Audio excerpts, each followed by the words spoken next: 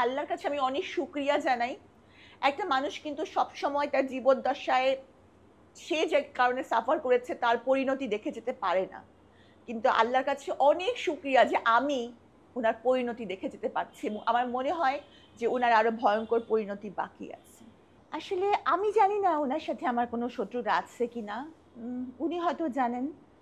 তো কখনো উনার সাথে দেখা হলে উনার কাছ থেকে আমাকে জেনে নিতে হবে যে কেন উনি আমাকে এই করোনার মামলায় গ্রেফতার দেখালেন। উনি আমাকে জিজ্ঞাসাবাদের জন্য, আমি তখন হসপিটালে ডিউটিরত অবস্থায় ছিলাম, উনি আমাকে ডেকে নিলেন। তো আমিও চলে গেলাম, কারণ হচ্ছে যে আমি জানি যে আমি কোনো অপরাধ করিনি, তো যা জিজ্ঞেস করবে আমি উত্তর দিয়ে চলে আসবো। তো ওখানে গিয়ে দেখি অলরেডি সকল গণমাধ্যম কর্মীরা উপস্থিত, মানে প্রবাবলি উনি আগে থেকেই সব প্ল্যান করে এটা করেছিলেন। তো আমি যখন পরে উনি আমাকে একটা রুমে বন্ধ করে রাখলেন প্রায় 1.5 ঘন্টা। এই পুরো সময়টার মধ্যে উনি আমাকে কিছুই জিজ্ঞেস করেননি।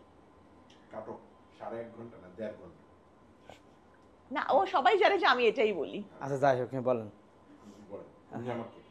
হ্যাঁ, পরে তো উনি আমাকে একটা রুমের মধ্যে বন্ধ করে রাখলেন 1.5 ঘন্টা, এবং এই সময়টুকুর মধ্যে উনি জাস্ট আমাকে 2টা কোয়েশ্চেন করেছিলেন যে আপনি কোন মেডিকেল কলেজ এবং কততম বিসিএস।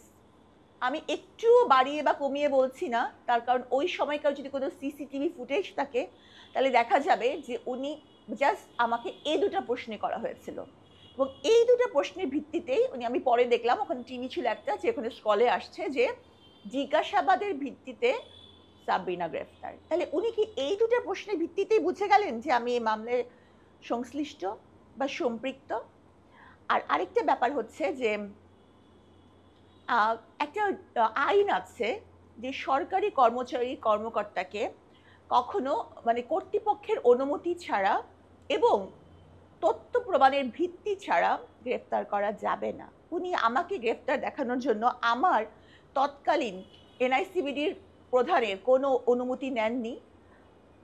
আর হচ্ছে যে কোন তথ্য প্রমাণ, কারণ এমন একটা কোম্পানির চেয়ারম্যান হিসাবে আমাকে দেখিয়ে উনি আমাকে গ্রেফতার দেখালেন, অথচ ওই কোম্পানি একটা প্রোপাইটারশিপ কোম্পানি, যেখানে চেয়ারম্যান বলে কোনো পোস্টই থাকে না।